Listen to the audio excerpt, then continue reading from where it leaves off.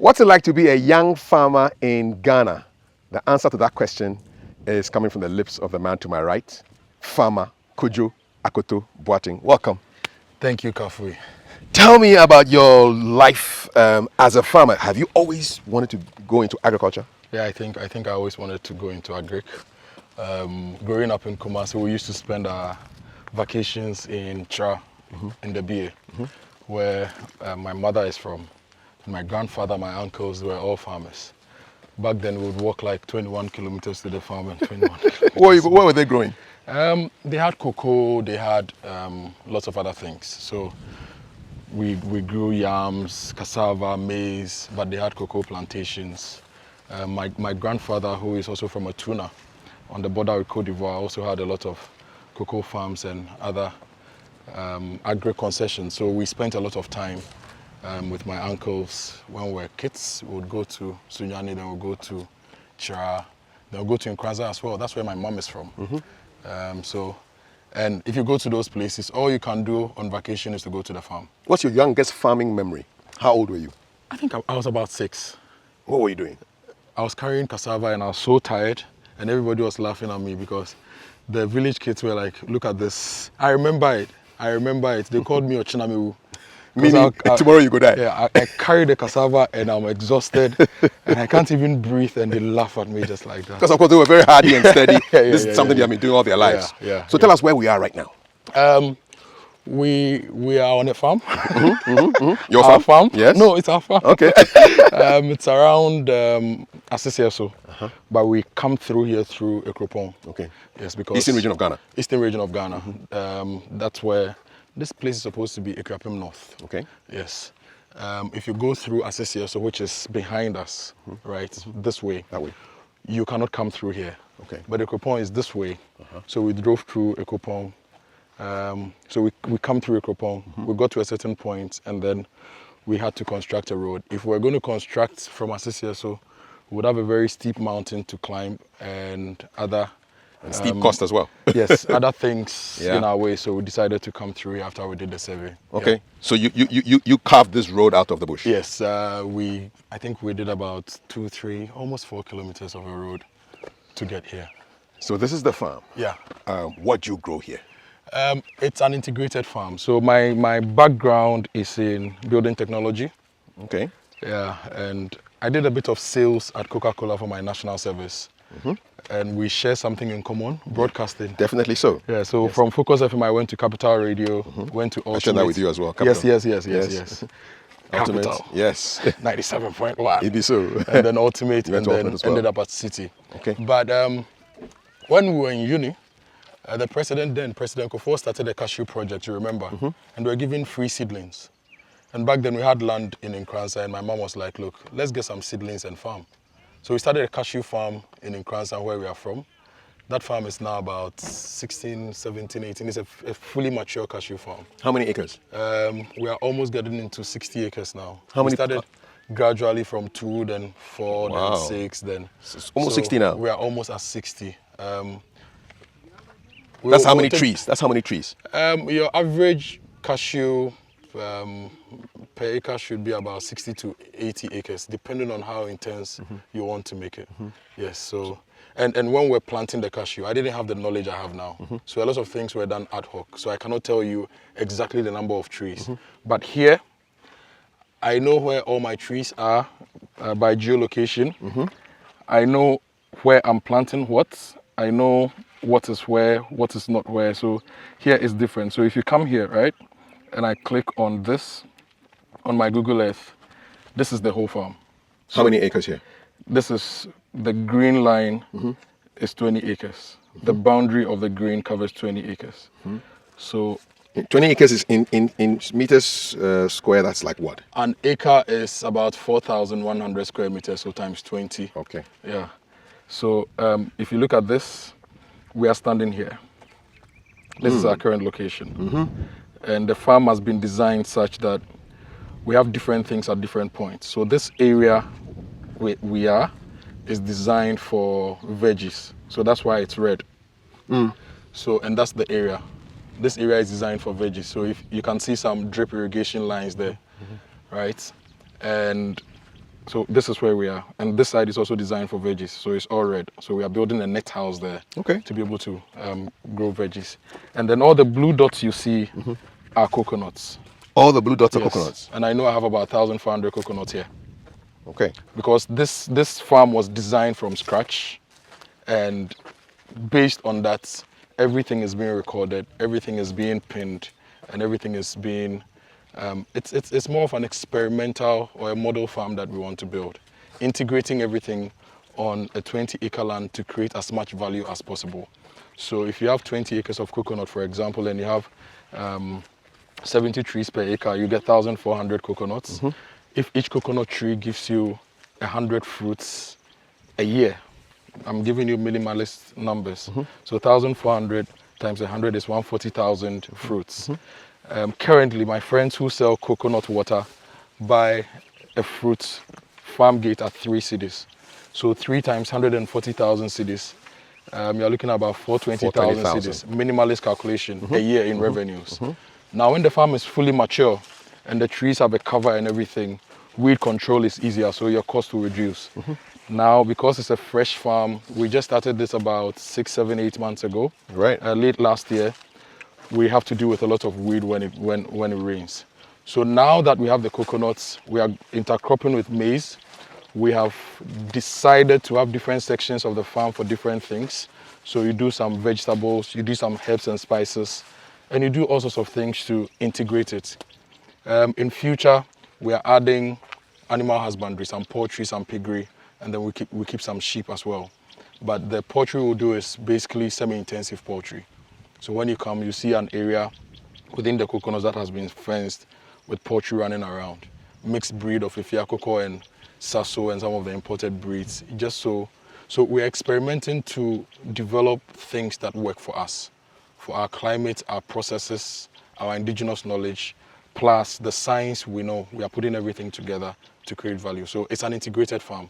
And you are the first person outside of my family and my close friends who has been here to see how we are starting it off and how we are doing this. It's a privilege for us. I mean, people are inspired by a video that we took back a couple of weeks when you were in Kasunya on a rice project, and then you were asking lots of questions about what it takes to become a farmer in Ghana. So we are glad we're here on a farm. For those who don't know, what is this?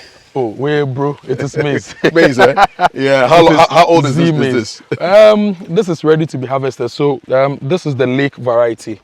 The lake variety takes between 110 to 120 days to be ready. So we are within that time. Okay. We are within that time. What's this plant? This is weed. It is weed. It is weed. It is weed. I see a black structure. Can we go and check it out? Yeah, let's go and check it out. Yeah, because I'm curious about what you've built inside here. Let's go and check it out. Okay. But do you see this? Yes. What happened here? Devastation. Monkeys. Monkeys? Yeah. There are monkeys in the forest. They come out to eat some of our maize. We did a maize project in Babato in the Savannah region at the Babato farming village. I think that was 2 or 3 years ago. We had challenges with monkeys and grass cutters as well. And so when I came here, I thought, oh, here, dear, but the monkeys are showing us some love. It's all good. How do you deal with them? Is there a natural way of dealing with them? The only way to deal with them is probably to shoot them, but we can't shoot our cousins, can we? So let them eat some and let them enjoy some. So I realized that I moved from here, which is kind of a warmer climate, into this area, and it's cool. Yes, it's cool. Drastically cooler. So this is a net house. Like I told you, we are trying to experiment. If you go around the country, you see some greenhouses, white structures with plastics and all that. They are technology that we try to adopt, but they are not working for our climate. The greenhouses get warm. If you want to keep them cool, you need to get extractors to keep them cool. But net houses, basically, you get your nets, sunshade and insecticide nets, not the ones we use. We have agric grade nets that you use to wrap around the structure to keep the climate cooler for vegetables, because vegetables like relatively cooler climates, temperatures, and also to keep out insects and pests. So we want to build a 1/2 acre net house.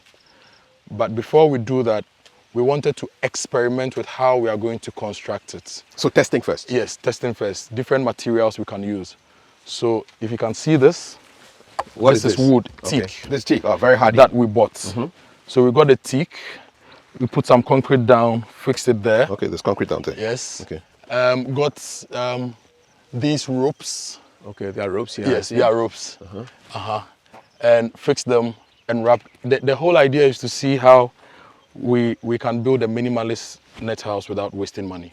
Okay. Ideally, we should have wooden members all across and then some to hold the nets up. But we felt we should try these. Yeah. Just learn and see how it's going to go. So now we see that if we did this at a point, the cover will sag, wind action and all that. So now we are going to vary the design again. Once we get this right, then we'll translate it to the half-acre net house. Okay. Because you hardly see very large net houses like this. What you usually see are smaller. But I want to be audacious enough to build a half-acre net house and plant veggies in it. So we are going to have a half-acre net house there, and then we are going to have another half-acre net house here. So total 1 acre. So total 1 acre for veggies. Now, if we go back to Our map. if we go back to our map, the map will show you where we are right now. So this is our farm, right? If I click on the location, it zeroes in to our nursery. So we are in the nursery, which is our experimental net house. So this is point 1, point 2, point 3, point 4. Those are the 4 columns you see. Indeed. Right. So we are designing it such that if you come here and I tell you I left a bottle of water in the nursery, take this map. The map will take you straight to the nursery without you knowing where to go. Right.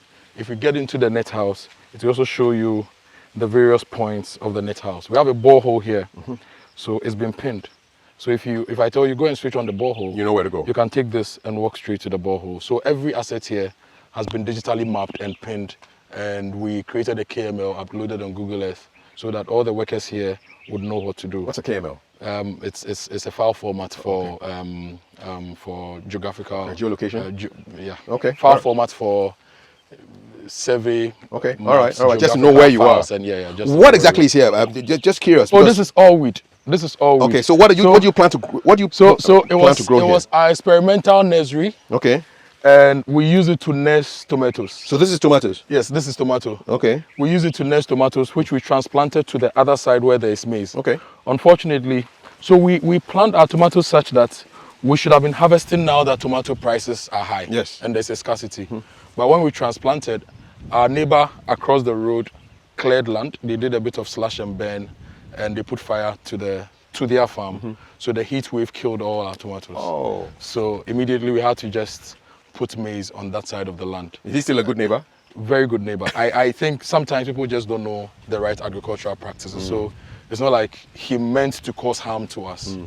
It was something they also needed to do to keep their business going. But at least it's a lesson we've learned. So right now, I am thinking of moving that tomato operation to a different side of the farm. Further away. Where you have a forest boundary. You don't have a neighbor whose activities may impact. Okay. And we have another borehole there, so we can just move all the irrigation stuff Over to there. that side and do our open field tomatoes there, whilst we do our pepper and other stuff in the net house. So you're learning as you're going, and mistakes are learning yes, opportunities. that's exactly what we are doing. We started this particular farm last quarter of last year. So we are not here to get it right from the onset. We are learning, we're experimenting, and we're also trying to create little solutions that we can teach others. Right. Right. For example, the maize we planted this year, we used we got 5 tipper trucks full of poultry manure, which we processed, spread on the land, and then planted our maize. And then we got some biostimulants from a company called Agromonti, and we also got some from another business called OFA, Okay. Organic Fertilizer for Africa. So that's what we used. So this is the outcome of some of your This actions. is the outcome of some of the actions. So- The chicken manure, Yes. the fertilizer, the Yes, inputs. yes. So this is fresh outcome. corn. This is fresh corn. Okay, All this is fresh corn. Okay. All this is fresh corn. So Harvested today. we just harvested them. They are still harvesting. All this is fresh corn. So if you open this, This is fertilizer. Just throw it in there. Bio. Yeah. So if you open this, I always wondered what is the technical name for this? It looks like fluff to me, like some tassel or something. Yes, it's tassel. It's tassel. In fact, when the maize starts getting this, we say the maize has tasseled. Okay. So this is maize. We harvested them just this morning, and like I said, we're experimenting. So the produce from our experimentation, we are not going to sell. You're not selling this? So all this maize is going to the Krupon School for the Blind. Oh, wow. Yes, we are harvesting everything Nice. for the Krupon. So for the next 3 weeks, every weekend we'll harvest maize and take to them. We've seen people roasting and boiling maize and selling on the roadside. We think they should also eat some. Oh, definitely. So we're harvesting all this. Oh, wow. We are going to deliver to them to enjoy. So how many people does it take to harvest? So currently on the farm we have 2 permanent farm hands and myself. But usually when I'm coming here on weekends, some of my friends join to help us. So this morning, Henry is here, Dr. Brain is here, Noella, who is our agronomist and crop scientist, is here. So we're about 6 people doing the harvest for today. Yes, so when we come, we boil some, we eat some, and then we have a good time. I actually wanted to take you through here. Okay. So we are going to go back, walk around, Right. and then come back here. Sure. I want to What show do you want us to see? I want to show you the borehole. Yes, this is the irrigation. Yes, I want to show you the borehole, and then I'll show you the net house structure. Yeah, so maybe we can go This way. Are you ready to walk through? Yes, I am ready. Okay, let's go see the borehole. So where is your water source? I mean, borehole, yes, but Yes. where's the water coming from? From the ground. From the ground. So the boreholes go 120 meters deep. Yes. We tried to drill 5. 2 of them failed and 3 worked. So we placed them strategically so that we can have water all year round. So this is teak that we bought. That's what we use for our experimental net house. Right. Yes. We've got some teak there as well. These trees you see, we didn't cut them.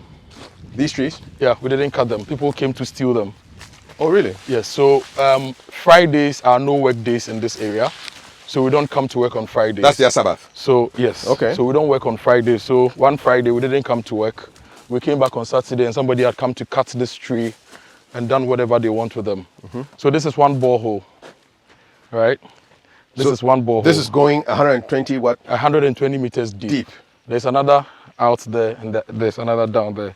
So we have to build a structure around it. It's money.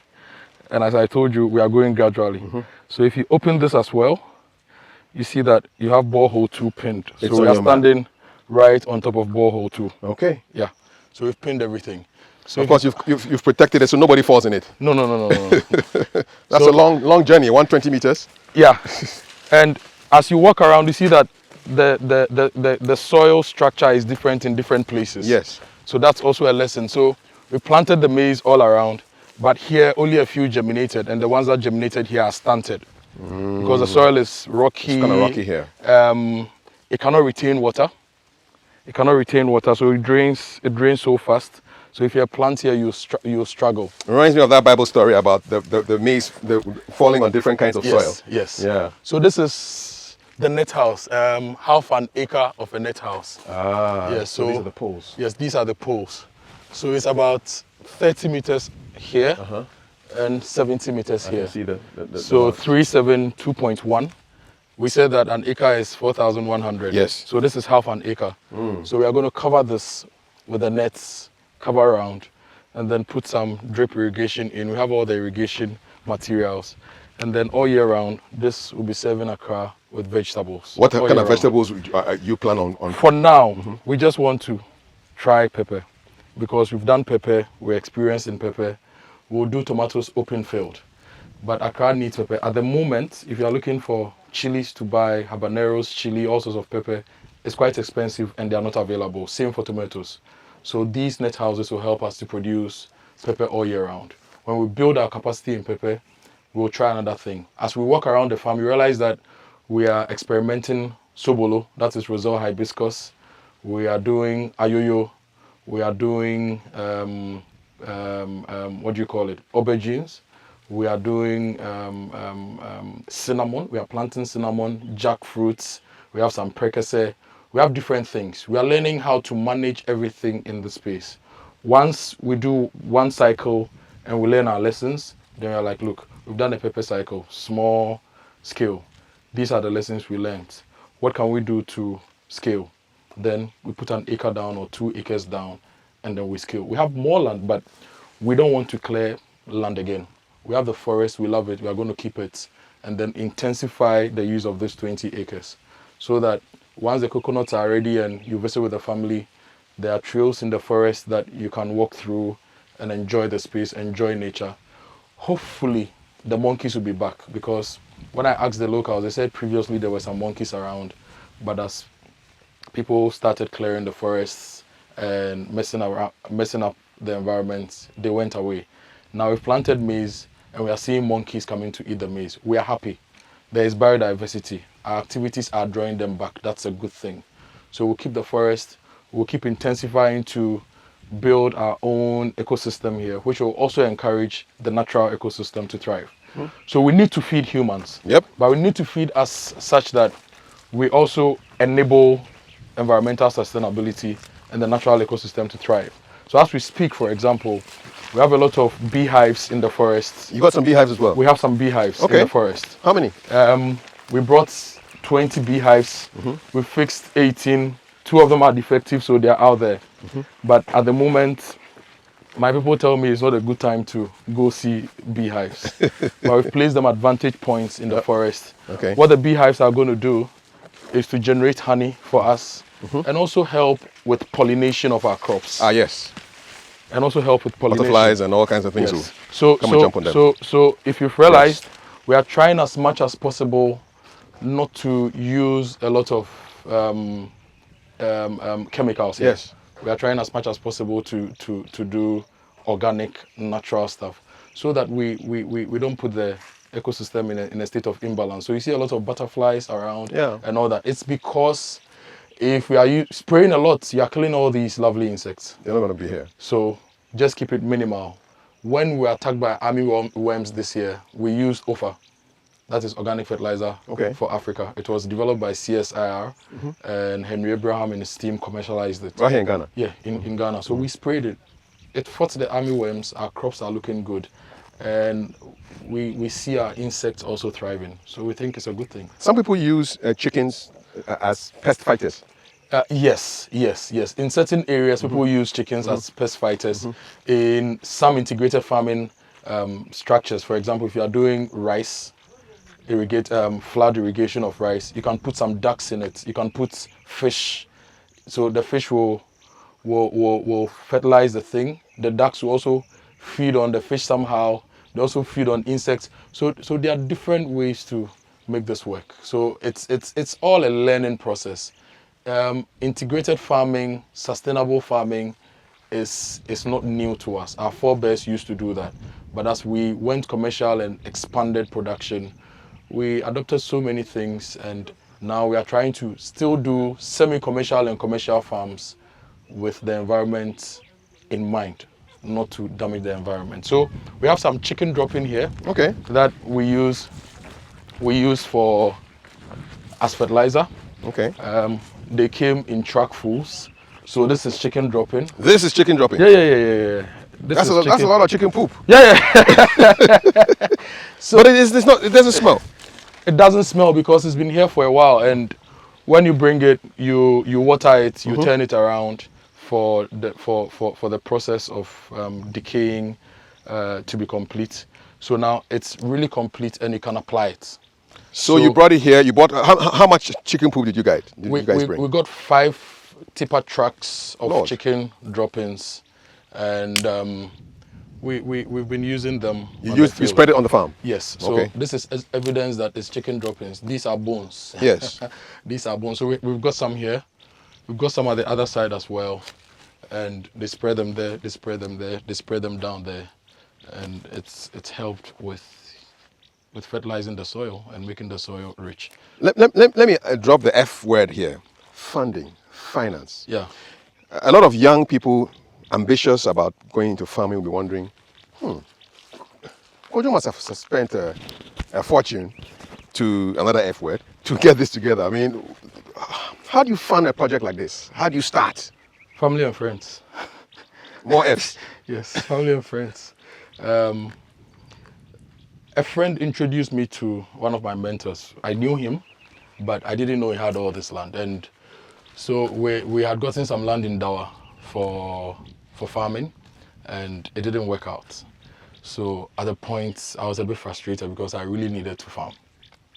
Going to Nkranza and working on the cashew, I felt I needed to do other things. So Noella, who is a crop scientist here, introduced me to Mr. Brown, who owned this land. And Mr. Brown was somebody I had known through Cosmos Innovation Center and other places. I was like, look, come, I'll give you land. Come take the land. Come and take the land. I'll give you a good lease on it and farm. So at that point, we needed to organize ourselves and do this job. So my wife always will put some money down. God bless wives who have money. And my friends. So this has largely been my family and my friends. In fact, when we started clearing the land, and we finished clearing the land, about 8 of my friends came along with me here, and we did the planting of the coconuts with the help of the farm hands.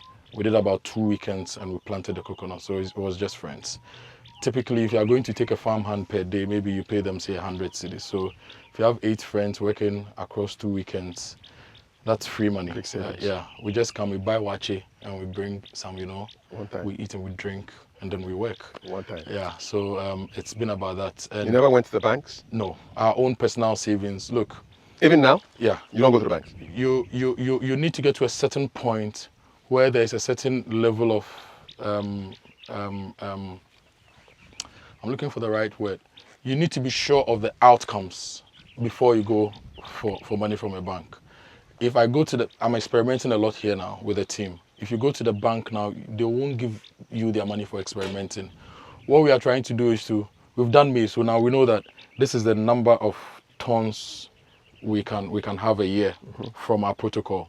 So if I put together a budget and I go to a bank that I need money to farm 20 acres of maize, my return on investment will be about 35%. Give me a loan, let's negotiate the interest. I know there are realistic outcomes. So now we are not doing any bank. At a certain point when for example, when the coconuts grow and we know our yields, we will walk straight to a bank and tell them, we've got 20 acres of coconuts. We want to do coconut oil, coconut water. We are going to convert the coconut husk into doormats. So we need money to buy these machines. We have a market for that.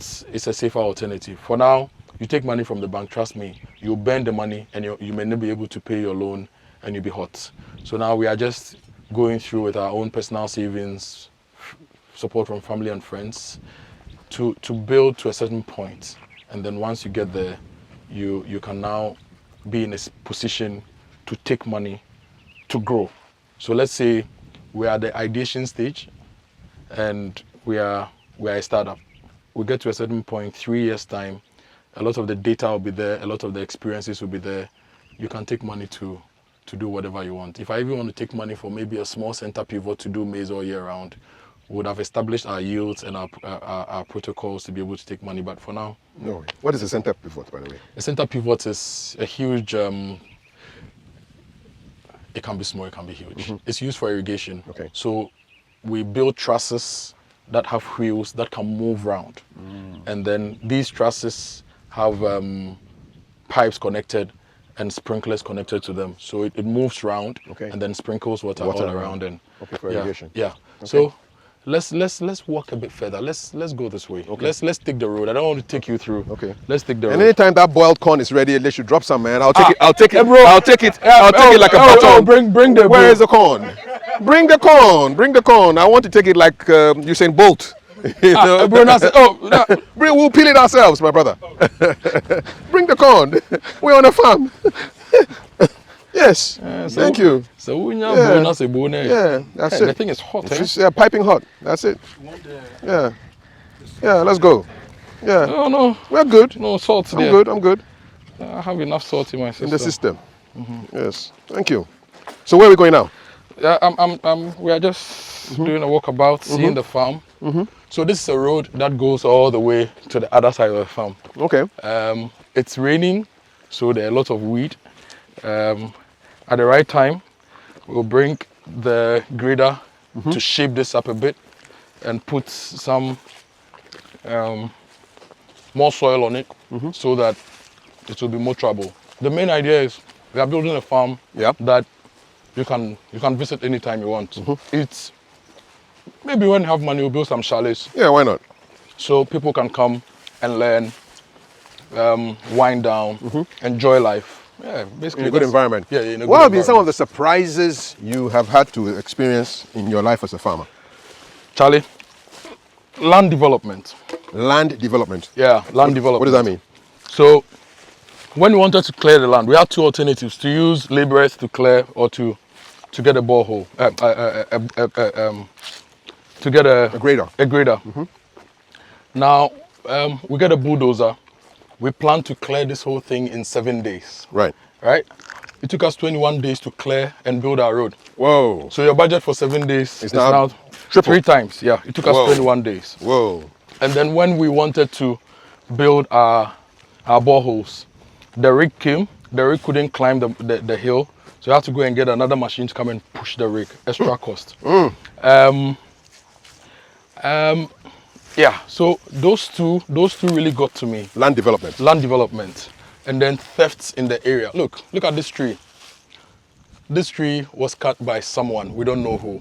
We went, so Fridays we don't work here, like I told you. So somebody cut one there, this one too, somebody cut it. Today when you came and we were walking about, you heard There was a chainsaw. some chainsaw operators.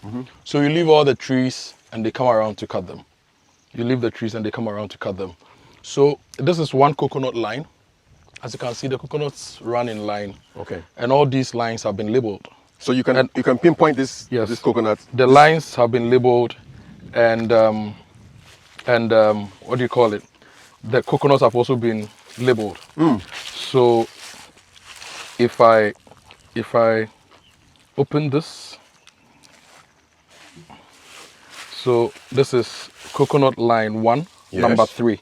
Ah. Yeah, This is number 3. number 3. Okay, so that's number 2. Number 2 is behind us You have number 1 somewhere in in the there. plant. Okay. So this is number 3. Coconut line 1, number 3.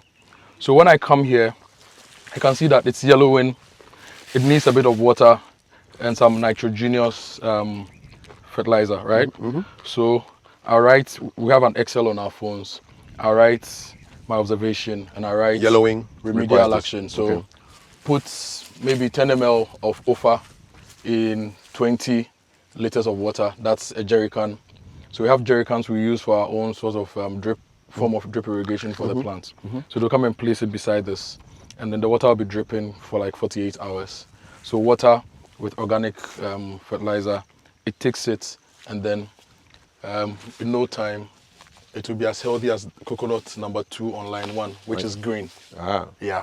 Okay. So So this is digital farming. this is digital farming, and this is not.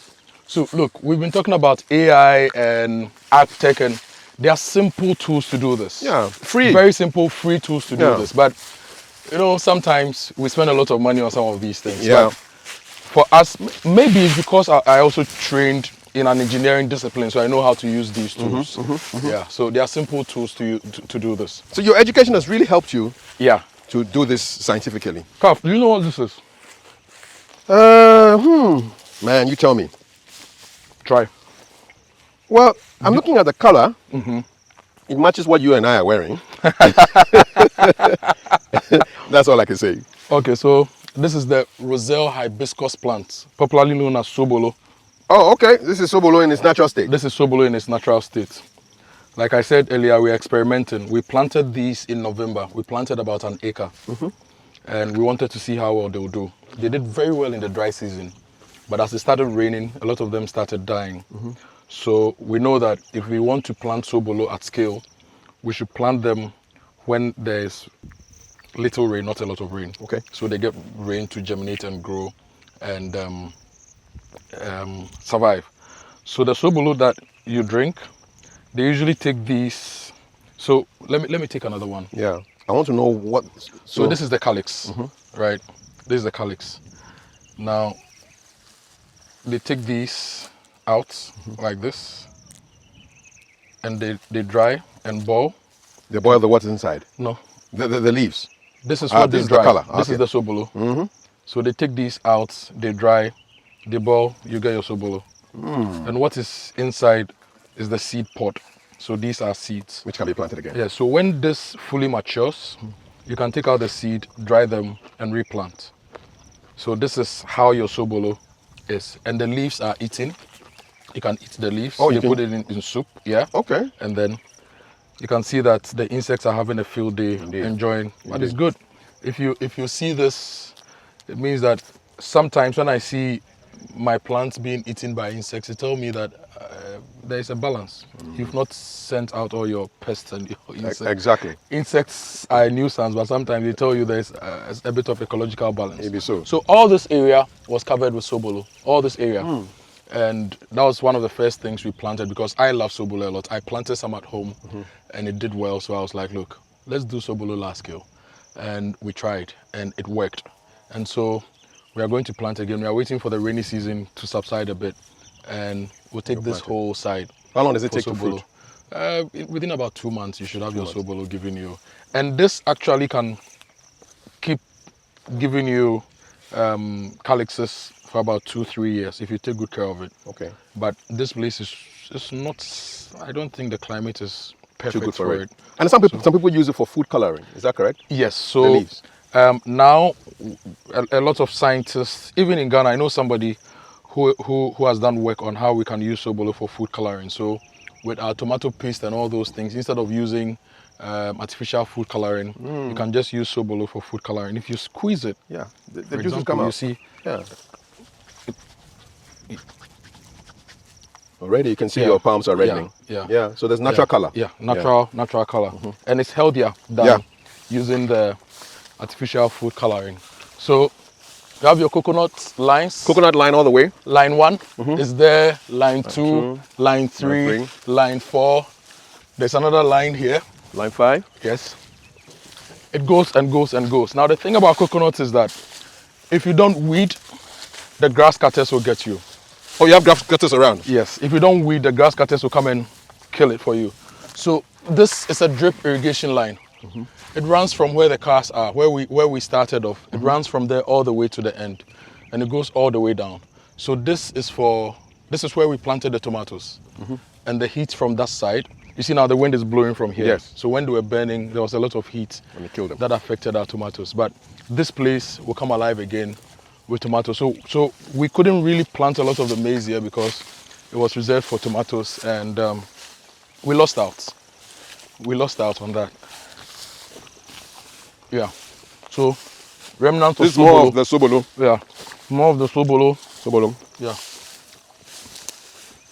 And then more coconuts. More coconuts there. More maize. More sobolo. So if you don't harvest the sobolo early, then the flower will come out. Okay. So now the seeds have turned into pollen. Bees will love this. Okay. So it's transformed. So when it gets to this stage, you cannot have seed. When it gets to this stage, but you still have your sobolo. Yeah. So yeah, that's it. What are your common headaches in farming?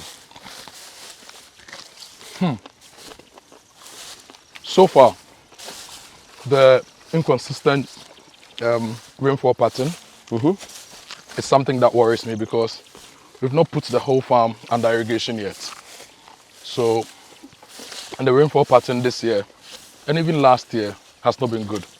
So that's one of my problems. My other problem is land acquisition and land challenges. This is not my ultimate target. Okay. I think this is small. And I thank God it's experimental. I want to farm at scale. But to get land, get access to water,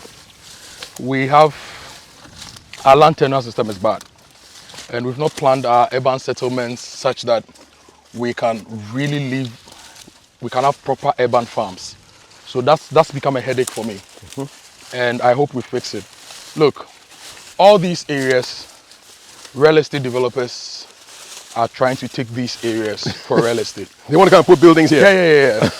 In Insawam where... So we eat what? Exactly. in Insawam where blue skies, Yeah. in Insawam where blue skies used to have pineapple farms and all, For the juices. most of that land is gone. I don't want to mention the names of the estate companies. So it's one of my biggest problems, because as a farmer, I feel we are being pushed further and further away Yeah. from where our consumers are. Which will translate into cost. Yes, which translates into cost. In fact, we missed out on aubergines. We've done aubergine trials somewhere there as well. Okay. Aubergine, ayoyo, and a few other things in there. Maybe as we go around, we'll see it. So that's a big problem for me. The other thing is the quality of labor we have these days. How do you mean? So I think that, how do I explain this? A lot of the boys end up stealing from you. A lot of the boys end up stealing from you. So you get boys working with you in the farm. Today this is gone, tomorrow that is gone. Look, we've had our couches stolen from here. Couches. Yeah. So you bring extra farm hands to come and support the boys, and the next minute they are stealing your furniture that you use to rest and use to, have a good time when you come around. So that's a problem. But importantly, I don't think that we've figured out how to really fund agriculture as a country. We've not figured out how to fund agriculture. There are a few good things that are happening around, but largely it's become more tokenistic. For example, Planting for Food and Jobs, when it started, was supporting smallholder farmers, but not commercial farmers. So if you are doing 1 acre, 2 acres, 3 acres, they will give you input. If you want input for 1,000 acres, You're on your the own. government won't give you input. Go find a loan, go find your own money and all that. But look, if I farmed 1,000 acres, am I not selling to Ghanaians? Big time. Yeah. So What's their cutoff point? I mean, what is their definition of a smallholder smallholder farmers do at most 2 acres, 3 acres. Okay. Yeah. So You are definitely out of that range now. Yeah. But the new PFJ, I don't know if they still have that cutoff point, but the original PFJ had that, and it was a big problem for me. Government support Yeah. for the work that you do. What's your story? Do they know you are here? I've not consciously tried to get any form of support. I've not consciously tried to get any form of support. But the coconuts we planted were given to us by the Federation of Ghanaian Exporters, Federation of Association of Ghanaian Exporters. Phage. Yes. Right. And I know that the seedlings they got were funded by GEPA. Okay. Ghana Export Promotion Authority. Yes, so indirectly, You are I getting think some support. I have benefited from that. What are these sticks with black toppings? So these are guava seedlings. So Guava. Okay. Guava. So this line, there's a guava line that runs all the way down. Yeah, it even smells guava-like. Yes. Yeah. And then you come here.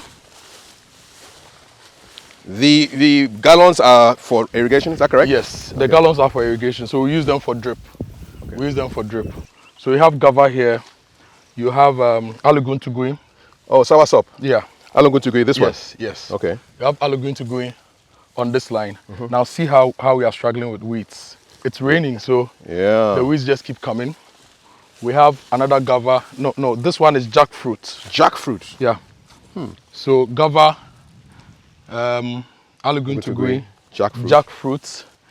And here we have cinnamon. Cinnamon? Yeah. Okay. The flavoring for cakes and things? Yeah. So we planted all these in the dry season. So we had to put these jerry cans and water bottles beside them for irrigation. So you put this here, you fill with water, you give it some organic fertilizer, and then it drips to it. What drips? What drips what? The water drips from here to the plant. So we have some holes. Small holes. You can't see them. Okay. You can't see them. They are really perforated, tiny holes. And they drip inside. Yes, and then it drips to the plant. But now it's raining, so the plants are okay. Okay. Yeah. So this is all cinnamon. We have another line of cinnamon. This one is dead. It needs to be replaced. No, it's not dead. It looks dead, but it's not dead. There's still some life in it. Yeah. It looks dead, but it's not dead. I thought it was. You see, you have some leaves here. Yeah. It's going to grow. So this is the limit to which you have cleared, right? No. I can see maize. No. Let's go. I can see maize. Yeah. Is this mango? No. It's a weed. It's a weed. Yeah. Shows you the extent of my agric knowledge. Yeah. So we need to collect all these bottles and keep them somewhere safe. Okay. For reuse. So this is more corn. Yes, this is more corn. At a younger age than what we've seen before. This is about 2 months. This 2 months. Mm-hmm. Okay. We have about another month more. This is about, let's say, two and a half to 3 months. Yeah. Okay. 2.5 to 3 months. So there's another borehole up there.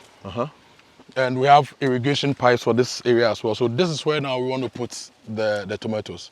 Okay. So that we don't have any challenges from any neighbor. So when you harvest this, then you put use the same soil for yes, tomatoes. Yes. So when we harvest this, we're going to put our manure on the ground, and then borehole number 3 is up here. Okay. It will irrigate our tomatoes here. So this is also some more maize that we've planted here. We'll give ourselves about 2 to 3 weeks. We'll harvest these and give them out to the Kapim School for the blind. Is farming sexy? Very. That's you. But what do your friends say? Those who just find out that you are into farming, what do they think of you? I mean, I actually have a lot of friends who also want to actively go into farming. Okay. About a year or 2 ago, I used to run a crowdfunding business for farming, and a lot of my friends put money in it. They put money, they backed us with their money to grow rice, to support smallholder farmers. So farming is sexy. And truth is, if you learn and you do it well, you're going to make the money. You know, we did radio, we've done other things, we've done construction, we've done IT. I'm the founder of Stimulus Technologies, which has built hundreds of websites for a lot of institutions. There's Africa Continental Free Trade Area, Noguchi, CDD Ghana, Africa World Airlines, National Maths and Science Quiz, Prudential Life. Busy. Yes, so that's my business. I love it. We make some money, but I think that to be a proper million dollar millionaire, this is what is going to get me there. And I like being out in the field anyway. So, yeah. So this place is all coconut as well. This is coconut. Yes. Coconut territory. Yeah, but we finished weeding. We'll bring in a tractor. We're going to plow this place and plant aubergines. Okay. So we can have about 2 acres of aubergines in all this over place for the Accra market. Yeah. So I'm walking you to that tree. No. I don't know where we should. Let's go straight. I'm walking you to that tree. Yeah. When we get there, you tell me what it is. How often do you come out to your farm? At least 3 times a week. Wow, that's dedication. Yeah. 3 times a week? At least. At least? At least 3 times a week. Sometimes I wake up very early, around 4 a.m., drive up the mountain, see the farm, drive back to Accra, and do my papa in Accra. Weekends, Saturdays, Sundays, I'm here. All holidays, I'm here. You're here? Yeah. Yeah. Sometimes, how important is it for you to keep an close eye on what's going on? It's very important because you can have farm hands who are dishonest and not do the right thing. And so if you don't monitor what they are doing, you may throw your money away. That's number one. But I think my luck is that I have very, very good farm hands. But they also need to be directed to do things to optimize our returns. Because we are experimenting a lot, you always need to teach them new things that we can try out to get what we want. So you always have to come out here to check on them. So what do you think this tree is?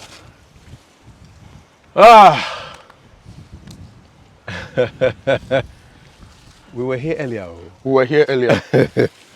Okay, give me some clues. Let's walk around and look for evidence, huh? For evidence. Let's walk around. Let me look around. It's not in season, but we can find. What am I looking for? You are looking for. Describe it for me. Something that looks something black. It's pod-like. Pod-like? Yeah. It got. How do I describe? You were just. Okay. Yeah. This is precursor, I believe. Yeah. Precursor. So this is the tree. Yeah. Interesting. I tried to learn the botanical name. And Charlie, for somebody who grew up in Kumasi, it's hard. Tetrapleura tetraptera. Lots of L's and R's. Lots of L's and R's doing. So this is the precursor tree. Oh, this is where it comes from. Yeah, it's a tree. So when it's in season, you come here and you can pick about a sack every week. I see a pod which is not yet mature. Yeah. So when the pods are mature, then they drop. They drop. When they are immature, they are green. When they mature, they turn. They turn this color. Okay. And you can. It's a kind of a seasoning, right? Yeah. So this is another precursor we've planted. So I think you have a color coding system, right? Yes. Yes. So for the white ones, they are trees. For the black ones, they are vines. So where you go and you see black, it's a vine. When it's white, it's a tree. It's a tree. When we planted the coconuts, we had these specks all around them, but the wind has blown a lot of them away. So all this side is also coconuts. All here is coconut. Yeah, but here we've interplanted the coconut with plantains. Plantain? Yes, we lost a lot of the plantain because we planted it in the dry season. But if you go this way a bit, you see the plantain. Now, a lot of them are growing extra suckers, so we transplant them and try to fill this whole place with plantain. So if you go to the far end, you see plantain. If you go to the far end of this side too, you see plantain. I don't know why those ones here and those ones there survived and the ones here died. But we are going to plant and fill this whole place with plantain. The plantain gives the coconut shade. And Accra loves plantain as well. We get a lot of the plantain from Agogo and all sorts of places. So if you had like 10 acres of plantain here, you can serve Accra well. So we are trying to put plantains here to serve Accra. And the plantains are also going to give us more bio material for fertilizer. We feel that once you cut the stem, you can drop it strategically in the farms as mulch, and also as when they rot, it feeds back into the soil as organic manure. What's mulch? Mulch. So usually you need to put some material on the soil to keep the soil cool. So that's mulching. So if you plant, if you have beds, for example, you have to put grass like this and other organic material to cool it down. Leaves, grass and all that. But these days we do a lot of plastic mulching. So you go to some farms, you see plastics lined up all on the... So it does two things. It controls the temperature of the soil, and it also prevents weeds from growing. So if I wanted to mulch this whole farm, I would spread, what do you call it? Plantain? A plastic film all over, and just leave enough space for the coconuts to hang out, to get water, and all this weed will not come. But that is not sustainable. No. So you keep weeding. When you weed, you leave them, they dry out, you plow them back in, the material goes back into the soil, so you are regenerating the soil. So, but if you are doing veggies, usually it's advised to do that because veggies they need intensive care, right? So you are usually advised to do that. Kaf, yes. This coconut is struggling. So if you open our map again, we can send out the instruction on our worksheet that coconuts online, so and so is struggling. So do A, B, C, D. Remedial action. We have some coconuts on the edge there. Let's go down and see. So your farm hands, in terms of training, I'm assuming that you show them some of these things. Yes, we train them. They know how to use the Google Earth. They understand all the instructions that we've put in place for our protocols. So they are good. In fact, Delali was a driver and Joe was a mason. Oh. Career change. Yes, career change. I found them when we started working here. I had some previous farm hands, but I had to let them go. They had come to do construction work, and they were done, and they said they didn't want to go back home to the Volta. They wanted to do something, so we engaged. I found that they were hardworking, they were honorable guys just like me. So we put something in place to work. So we trained them consistently, and we hope that with time we'll all make money together. One time. And for me, when I work with you, you become a partner. Whatever we make, we chop. Be so. No Whatever we contribution. make. So for this maize, for example, I've told them we are donating to charity. Whatever you guys can also harvest for yourselves to sell, just harvest, sell, take care of your families. I'll pay you all right, I'll feed you all right, I'll pay accommodation all right. But this experiment we did together, so enjoy. Your crew, whatever you can harvest on your own, you harvest, you take it away. So. That's what we are doing for this season. So you can see some plantain coming. Yeah, we planted a lot. We covered this whole place with plantain. And it was in the dry season, so we lost quite a lot. So you can see some 1, 2, 3 plantains popping up. You can see some. So we want to cover this whole place with plantain. We took a huge risk of planting all these things in the dry season. Yeah, in November, December. But some of them have remained, some of them have died. Yeah. So well, and you're learning as you go. yeah, you're learning. Yeah, as not you too go. spoiled. Yeah, no, nothing spoiled, nothing spoiled, nothing Not too spoiled. spoiled. Nothing spoiled. Wow. So you mentioned that your wife was part of the support. Yeah. Immediate family. Anybody else interested in farming? My mom. Yes, yeah, you told me about your mom. The cashew, eh? Yeah, She's still a farmer. Yeah, she's still a farmer. My mom has won 2 district awards for being the best cashew farmer for good agronomic practices. Oh, wow. And also an award for best cassava farmer.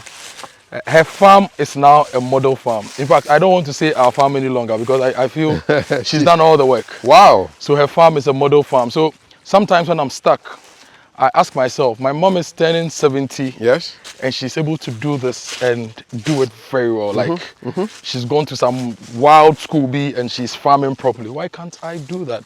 Nice. So when I get stuck, I ask myself these questions. Yeah, and, wow, and she's still actively farming? Very actively farming. Very, very, very Who buys the cashew? So we have aggregators who come around the farms to buy the cashew. But I have a plan in my mind I've got a lot of friends here in Accra who do food processing. So we are going to start processing the cashew for them. Okay. Yeah, we are going to start processing the cashew. What can you get out of cashew? So the nuts are one. So Mianan Foods and all these people need them. So I'll raise some funding. We'll put in place the machinery so that we can get them the nuts. And then the cashew apple, we want to convert it into ethanol. Okay. Yeah, this is wild ayoyo, I think. Ayoyo. I think this is wild ayoyo. I'm not too sure, but it looks like it. We've planted some ayoyo here, but this one looks like wild ayoyo. Yeah. Yeah. I'm not too sure. Okay. But I think it is. I think it is. Yeah. And these are turkey berries. Turkey berries? Yeah. They grow everywhere here. You see them all over. Turkey berries. So when we weed, we leave them. We don't cut them. So if you've looked at the coconuts, we planted them. So there are different ways for planting. This is the triangular method, right? So even though they look in line, if you look at this way too, it's slanted some way. It's like a triangle. Yeah, so it's the triangular method. The reason why we did this method is that it helps with the spread of diseases. So if there's a disease, if you have an area that has some disease, with the triangular method, the disease doesn't spread through the whole farm. So it helps you to contain it. And it also helps to keep the farm well aerated and very well organized. But there are different ways of planting, but this is what they told me. And whoever told me, I've seen growing a lot of coconuts and he's very successful. So follow Huno Road. That's it. It be so. So I followed Huno Road. That's all. So there's some more coconuts as you go this way. And so all the maize you see has coconuts in them. Okay. All the maize you see has coconuts in them. And beyond these tall trees, is this still your property? No, beyond this tall tree is a property of other neighbors. Okay, so that's a boundary. Yes, kind of. we have some other neighbors. Okay. Who also farmers? Yes, also farmers. Okay. That maize farm you see there belongs to a man who is a retired soldier. Okay. Yeah.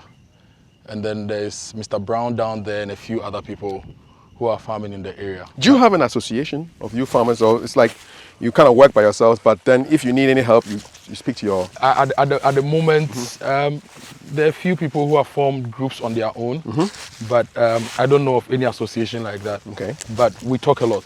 So, like I'm going into animal husbandry. There's this guy called Chuku who is very good with poultry and piggery and stuff. So I've started learning. I have my basic knowledge, but he has been doing it for like 5 years. Yeah. So follow who know road. Maybe so. I'm going to him to learn. Are farmers willing to share their knowledge? Readily. From my experience, most of the people are willing to share their knowledge and experiences, and that's what we've been doing for some time now. Are we walking through here? Can we? I don't know. What is it? Is it deep? No, it's not. It's not. Follow who know road. So me, I they follow you. So we have some more coconuts. Okay. And this is supposed to be passion. Passion fruit. Yeah. Oh, really? So these black ones, we are experimenting with passion as well. So we planted some passion, but it looks like the soil here is not good enough for the passion. It's a bit rocky, right? Yeah. So a lot of them died. There are a few that are not dead yet. So we have to give them the support to grow. This coconut is struggling. We will have to replace it. No. You know, like you have the apps that show you does the geolocation. Do you have apps that can also determine soil quality? Or this is more of like a try and error thing for you? No, for soil testing, there are different means to test soil. So you have to bore, then you get to know the soil depth, the depth of the topsoil. Then you take it to the lab for the testing to get to know the nutrients and all that.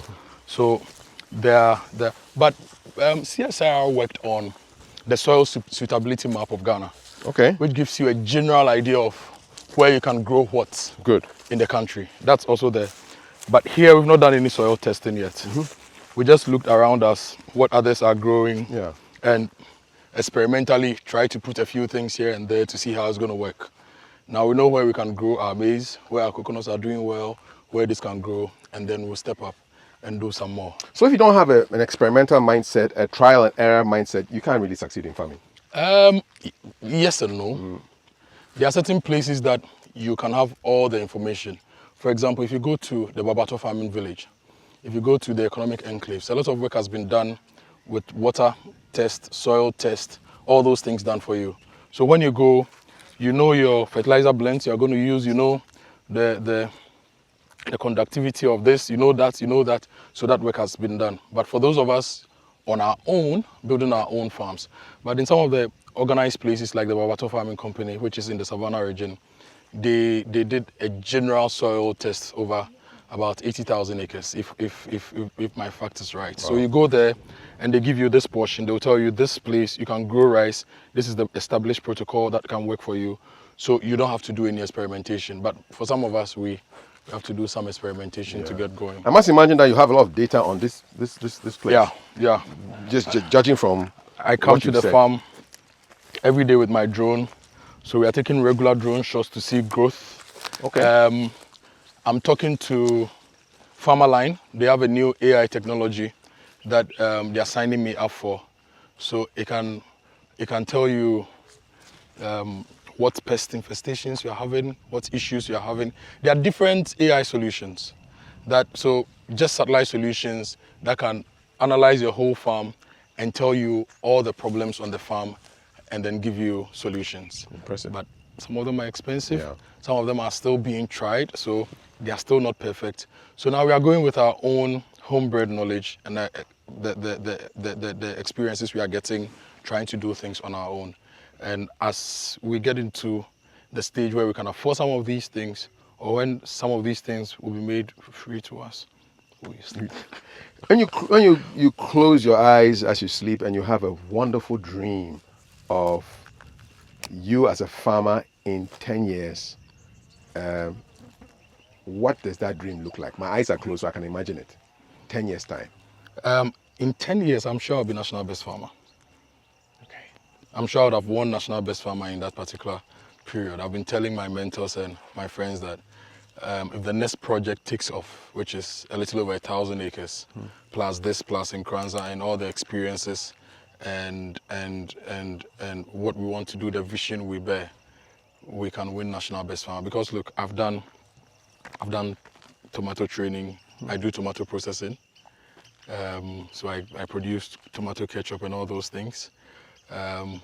I once converted my house into a mushroom farm.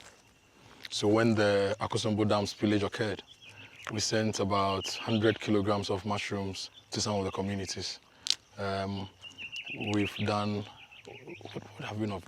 We've done almost a bit of everything, experimenting from home and now experimenting here. I do fish as well. So I do catfish, we smoke, we sell.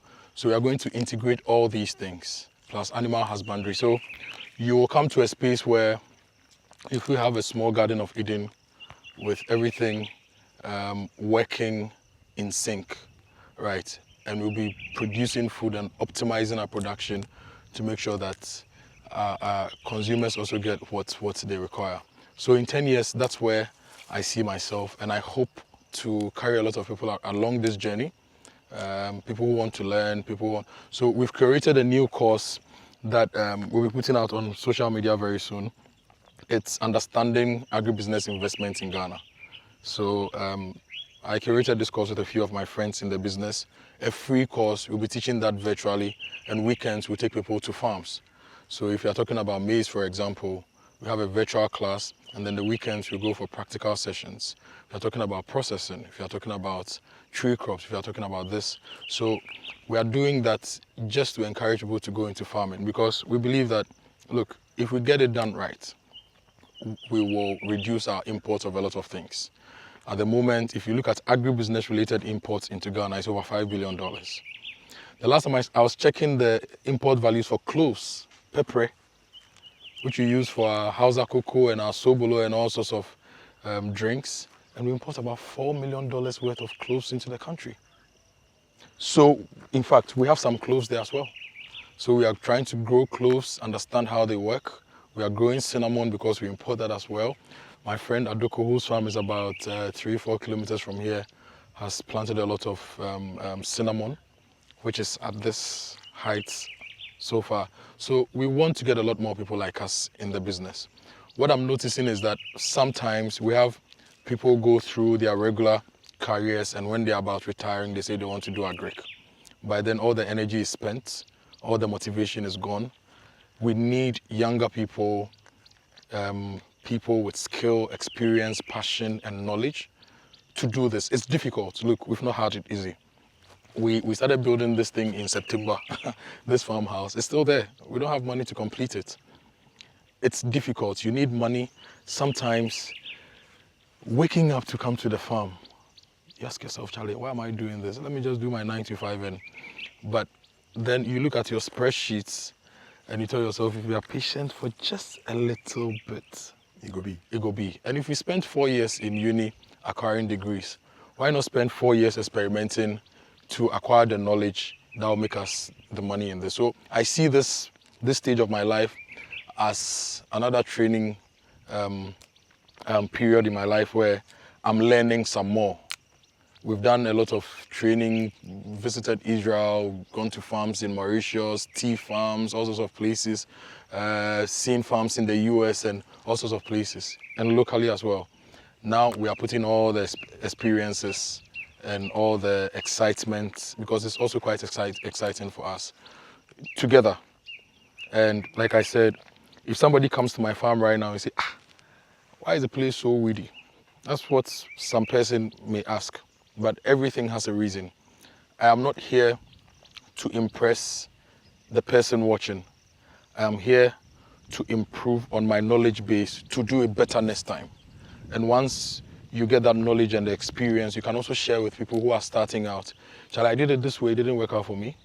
So please, don't do it. Even though our lands may be different and our circumstances may be different, just try to do it this other way a little bit, and so you don't waste money. So that's where we are. And having us a plan, we are going to get there. Listen, it will happen. It will happen. It will happen. I'm really inspired by this conversation. It will happen. Kojo, Ras, make it happen. Rasta. Yes, man. Feed us, man. Feed us. Feed us. It will happen. It's been a great, wonderful conversation on what it is to be a young farmer in Ghana. What inspired you most about this conversation? Put your comments down below. Let's have a conversation. Till the next time we come your way with great content such as this one. Take care. God bless. Let me go and find some more corn.